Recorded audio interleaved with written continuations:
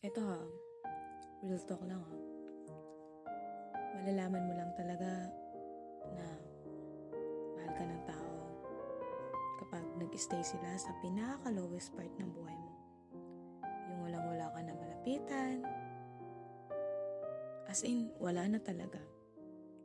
Pero ang pinakamasakit doon, yung akala mo yung taong mag-i-stay sa'yo kahit na gaano kahirap ang pinagdaanan mo, kahit na walang-wala ka na, yun pala ang unang lilisan sa'yo.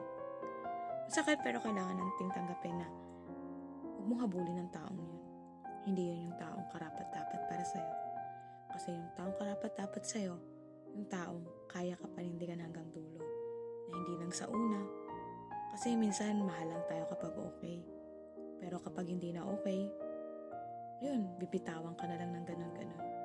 Kaya kung magte-take risk ka, kung magpupursyo ka, doon ka na sa taong sigurado ka. Yung tao na hindi ka iiwan kahit gaano pa kalungkot ng buhay mo. Kahit sa masaya ka man, malungkot, o kahit sa pinakamagulo ng sitwasyon ng buhay mo, ay hindi ka iiwanan. Laging nandyan para sa'yo. Pero, huwag ka na dun sa lalaking sasamahan ka lang kapag okay. Pero iiwanan ka din kapag hindi na okay yan lahat. Kaya, pero ganun pa man, tuloy lang, di ba? Maraming pagkakataon, maraming tao kang makikilala. May tamang taong ibibigay si Lord. Tamang tao na gagawin kang tama at itatrato kang tama, di ba?